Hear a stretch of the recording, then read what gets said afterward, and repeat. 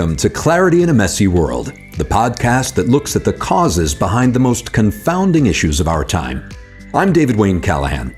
In every episode, I'll be speaking with experts who will share their knowledge and insights and help us to untangle a seemingly chaotic world.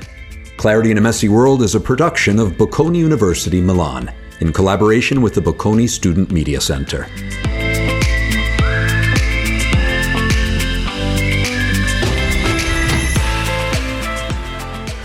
Scroll your LinkedIn feed, and you'll find endless motivational stories about entrepreneurs who made it with a combination of instinct and luck.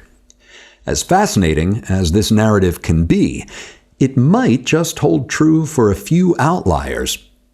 Actually, it seems like entrepreneurial success might have one surprising ingredient: science. Alfonso Gambardella, a professor of corporate management, is the head of the Department of Management and Technology at Bocconi University in Milan. He earned his PhD at Stanford, where he was later a visiting professor. He studies the economics and management of technological innovations and the technology strategies of firms. Along with publications in leading international journals, his book, Markets for Technology, MIT Press, with Ashish Arora and Andrea Fosfuri, is widely cited. He's also the department editor of Business Strategy of Management Science, a leading international journal. Alfonso, welcome, and thanks for joining us today. Thank you very much, David, and thanks for having me today on the show. Alfonso, your most recent research is about the need for a scientific approach to entrepreneurship. Now, while popular opinion and some research emphasize the roles of intuition, individuality, and chance in determining business outcomes, your field experiments and articles suggest that entrepreneurs who act like scientists actually get better results. Can you explain what acting like a scientist would mean in a company and how it would be an improvement over reliance upon intuition, individuality, and chance? Well, thank you very much, David, for this question. This is actually, I think, one of the most fascinating topics I have worked on in my career. And just to give you a little bit of a background, the way I think about it is the following. One of the things that has really fascinated humankind is the ability to predict the future. And if you think about it, what is the best way we have today to predict the future? And it's basically to employ a scientific approach. I mean, science is probably the best method we know of today for making predictions about the future. Now, you may ask yourself, what does this have to do with business and entrepreneurs? Well, one of the main features of business and entrepreneurs is that they commit time, resources, money to get something in the future that they do not know of when they make this commitment. And how do they do so? Well, by making predictions, by essentially trying to figure out what they are going to get in the end. So I just put things together with my colleagues, Arnaldo Camufo, Chiara Spina, who is at INSEAD today, and other PhD students, and we said, well, if entrepreneurs or managers have to make predictions, what is the best way they can make prediction? And this is using the scientific method, which basically means you have to have a theory, you have to test your theory with the data, and then based on the results of the data, you update your theory and you make your prediction. It works for science. Why should not it work for entrepreneurs who basically have to make these kind of predictions? Of course, I mean, things are slightly different from entrepreneurs. You have to adapt the scientific method to managers and entrepreneurs. But the essence of the issue, it's this. Acting like scientists give you a great way to make better predictions than many other approaches. We're talking about a combination here because, of course, to get an idea that might spring from pure intuition, but then it should be followed up by science. That's exactly right. And it's also the way scientists typically work. They get an intuition. And where does this intuition come from? The intuition comes from observation, or it comes from questions they have. Most typically, they come together. They make an observation. The observation does not square with what they think, and therefore they think, oh, I should understand this observation better. I ask myself a question. I develop a theory, and so on and so forth. And if you think about managers or entrepreneurs who have to make decisions under uncertainty, it's pretty much the same way. They start with observing something, and then they say, oh, gee, this is a problem. I mean, how can I solve this problem? And if I solve this problem, can I sell the outcome of the solution of this problem? And can I create a firm out of this? And then the question is, am I sure that this is a solution? Well, let me think of a theory. What is a theory? It's a framework. It's a prediction on why this thing should actually work. And then I test it with the data, and if the data tell me that this is a good way of doing things, then I move on and I work on. I have examples. If you want me to elaborate on a few examples, I have some very beautiful examples of cases of entrepreneurs or managers who actually adopted this kind of approach. Yes, of course, would love to hear an example. Well, one of the best examples I can give you is the example of the Biro pen. So the Biro pen was actually produced by an Hungarian journalist, Laszlo Biro, who had a great idea. And essentially he said, all these pens made by ink create all these blots and so on and so forth. So how can I solve the problem? Since he was a journalist, the ink that he used to use for the newspapers was actually sticky. So he said, if I put the sticky ink into the pen, it would actually not create the stains, the blots. But then there was another problem. Because the ink was sticky, it could not actually flow down the pen and go to the paper. So he thought of a rotating tip at the end of the pen that would rotate, get the ink, and rotate back and put it on the paper. And so he had a theory. His theory was, in order to create a pen of this kind, I need to solve this technical problem. But what is interesting is this, that another guy, a Frenchman, Marcel Bic, came with a better theory. Because Laszlo Biro thought of a pen as a luxury good. Because most of the pens at the time were luxury goods. Marcel Bic had a better theory. He said, look, but if I make this pen in plastic, rather than selling few pens at a high price, I can sell many pens at a small price. But Bic had an even better theory. He was a real scientist. He said, well, if it is working for pens, it can also work for lighters. It can also work for razors. So the reason why we shave today, and when you look at this 19th century picture, everyone with a beard, it's because of this theory that Marcel Bic had.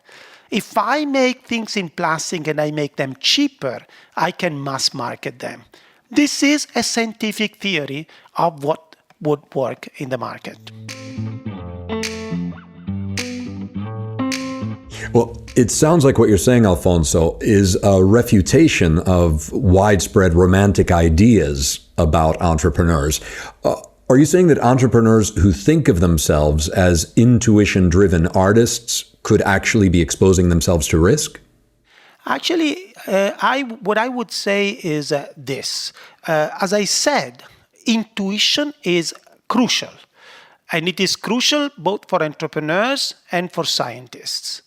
The big issue is, are you following the intuition with a more systematic assessment of your intuition, a more profound understanding of the implication of your intuition? Or are you just working based on your intuition?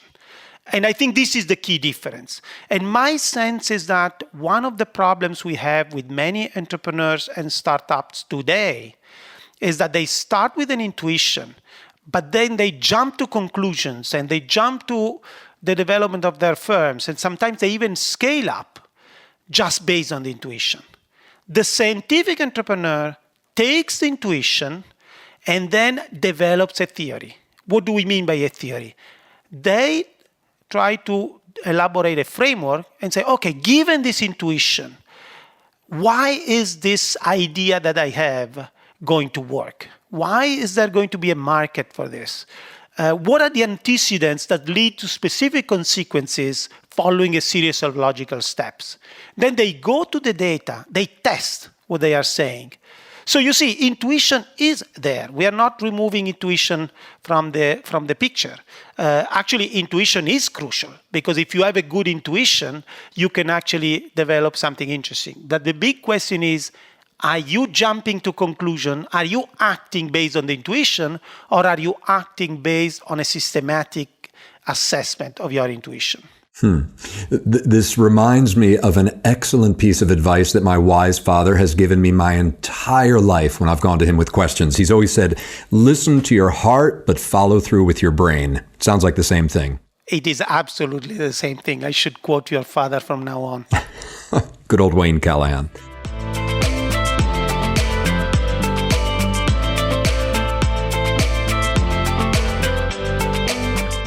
Is it realistic to believe that entrepreneurs have a solid grasp of business theories, or that they can learn about them? This is a very interesting question. In our experience, this goes back, if you think about it, this really goes back to the big question that I think is largely unanswered today of nature or nurture.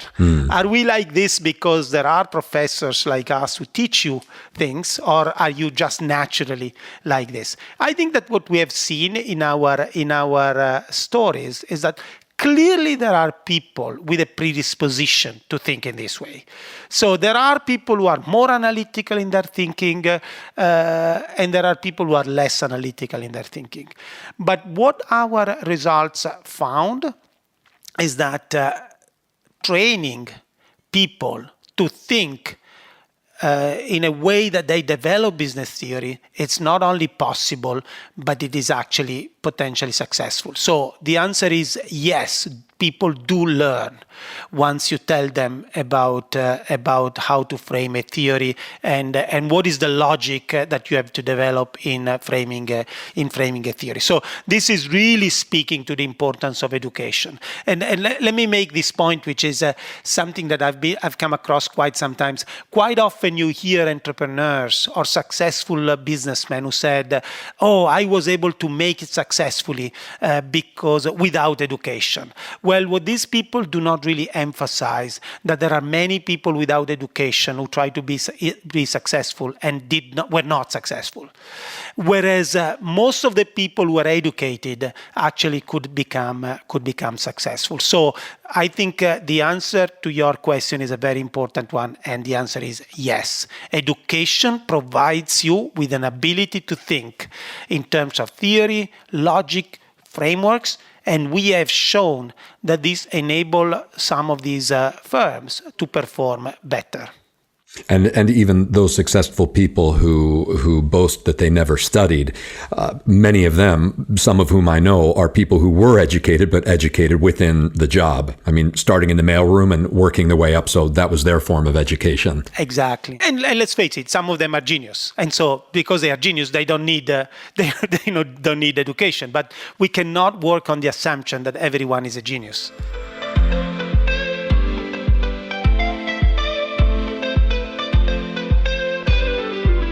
This seems to tear away the veil from another concept you've developed, markets for technology. And of course, Markets for Technology, The Economics of Innovation and Corporate Strategy is also the title of your book. Can a firm sell innovation for a profit?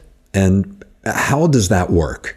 Yeah, this is another question that is very, very, very dear to me.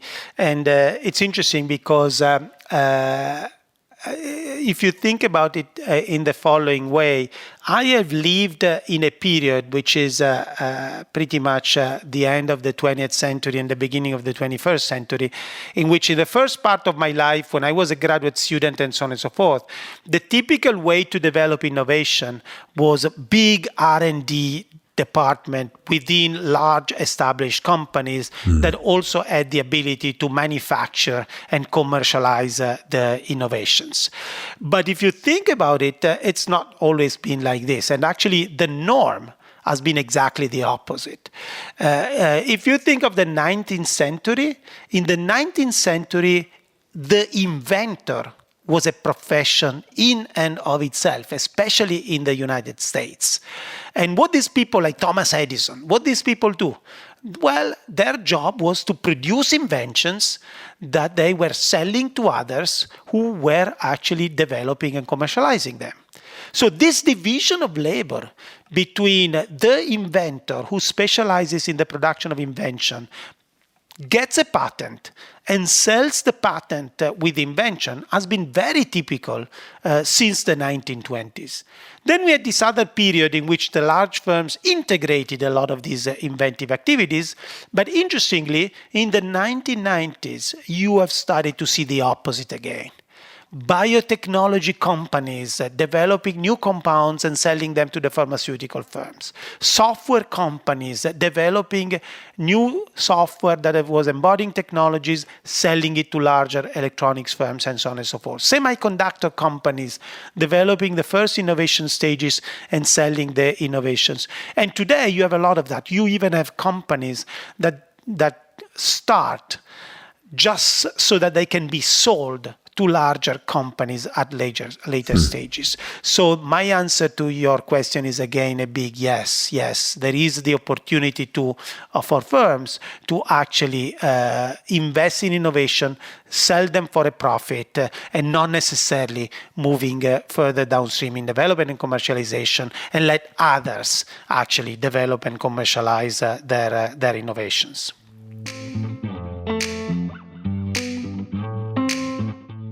We're used to thinking of innovation in terms of product innovation, but what you say about general purpose technologies and markets for technology highlights the relevance of business model innovation.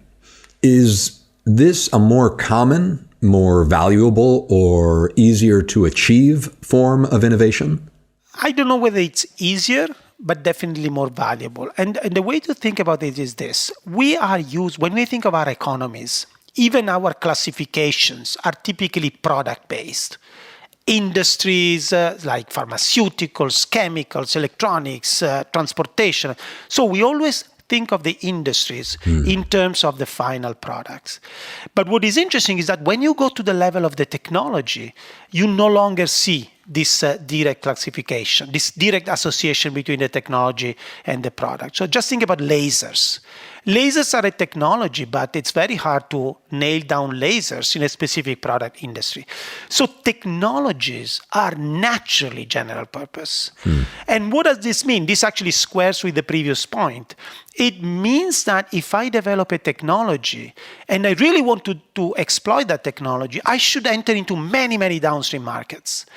Whereas in contrast, I know that if I actually sell the technology, my clients can be companies in very, very different industries. I think laser is an obvious example. You are a producer of a lasers, you are specialized in lasers, but your buyers could be car manufacturers, semiconductor manufacturers, medical equipment, and so on and so forth. So it is definitely a business model, because if you specialize in technologies that are general purpose, focusing on the technology and catering different downstream markets, it's probably the best business model you can exploit.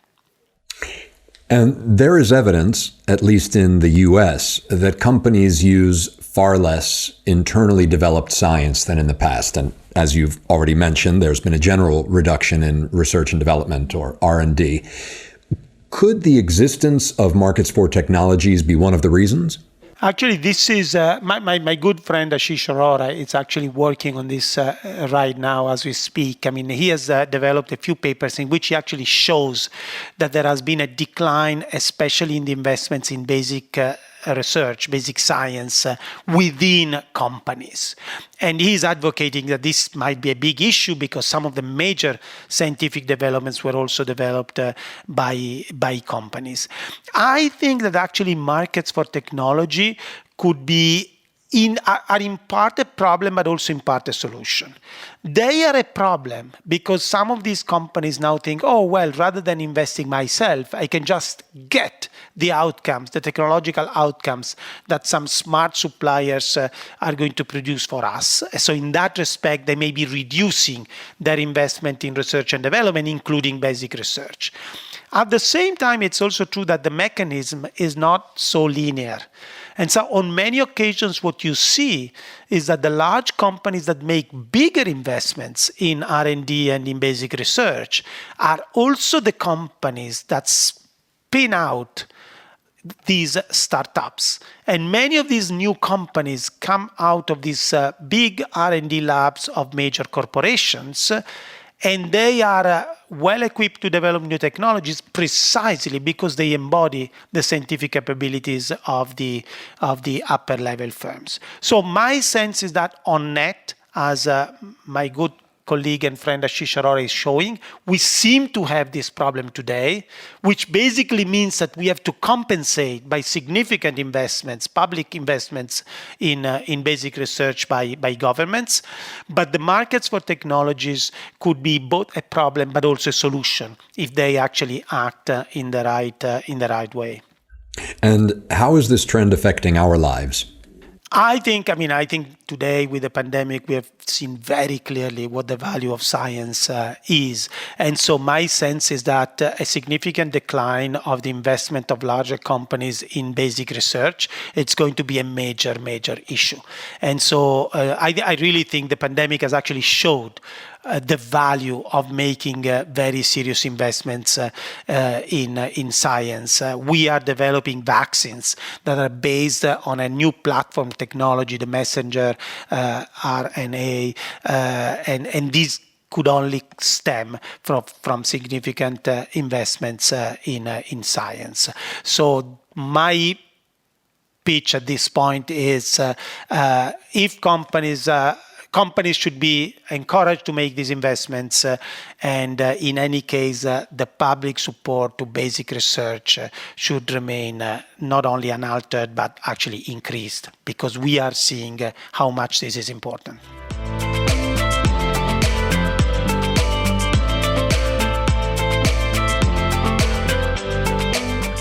Alfonso, as you've said, innovation is a long-term oriented activity that can be challenging and resource-consuming. Your study suggests that bribery is an ill-advised alternative to investment in fixed assets that's sometimes adopted by short-sighted firms. Can you explain how this might work and why bribery is considered an ill-advised alternative to innovation? I'm very glad you're asking this question, because this is a study I conducted a few years ago with a PhD student here at this Birano. She is now professor in Lyon in France, and Giovanni Valentini, another colleague who is now at IESE. And this Addis was the one who came with the idea, because coming from Ethiopia, she had this idea of I really want to understand the implications of bribery on the productivity of firms. And so she used this large World Bank data set to assess and to understand this problem. And we did a very careful and rigorous study. And essentially what we found is that companies that actually bribe their governments do have short-term results. I mean, it's very obvious. If you basically create some of these opportunities, you are going to get what you are asking for. And I'm, of course, discussing this irrespective of the obvious ethical and moral considerations. But what are they substituting? Rather than they think that everything is easy and could be reached with all these short short-term oriented approaches and strategy. So what are they substituting? Well, they are substituting more serious investments in technology, R&D, product improvement, and all these kind of things. Because bribing, it's like a shortcut, an easy shortcut to get results that you would otherwise get with these other more serious investments. So there is not just an ethical problem, but also an economic problem that bribery makes you short-term oriented. And in this study, you also reveal the mechanism behind the relationship between bribery and investment in fixed assets in short-term and long-term oriented firms. And Alfonso, you use the metaphor of seeking a job via nepotism or education to describe the differences in short and long-term mindsets.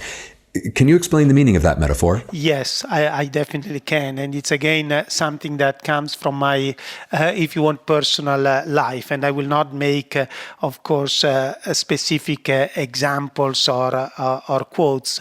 But in my life, I've actually seen people who sought their fortunes by seeking recommendations, by seeking jobs, by knowing people within their networks.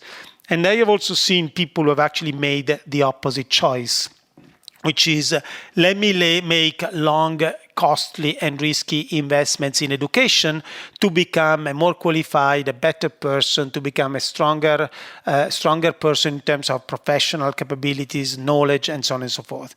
And what did I see? I saw that the people who sought fortunes through nepotism did have short-term advantages. They did find their jobs more easily and more quickly than people who made more serious investments in education. But in the longer term, the people who made investments in education overcame them much more. It was definitely the people with a strong educational basis. They caught up rapidly, and right thereafter, they had much better jobs, much better pay, much more interesting jobs, and so on and so forth. And I think this metaphor is very similar for firms in our bribing study. We did find that the firms who were seeking bribery, they basically had all these small short-term results, but negative outcomes in the longer terms, whereas the firms who actually made serious investments in technology, in competencies, they had much better longer-term results. And since we live for quite some time, at least on average, I think that there is no doubt that long-termism is a much better choice than short-termism. And this is really the way I linked this metaphor to our bribing study. Well, Alfonso, you've been immensely clear. I've really enjoyed speaking with you, and thank you so much for being with us today. Thank you very much, David. It was a real pleasure, and look forward to talking to you again. I'm David Wayne Callahan, and this has been Clarity in a Messy World, a podcast from Bocconi University in Milan. Thanks for listening. You can find references from this episode in the podcast notes. To be notified when new episodes come up, subscribe to Clarity on Apple Podcasts, Google Podcasts, Spotify, or Spreaker.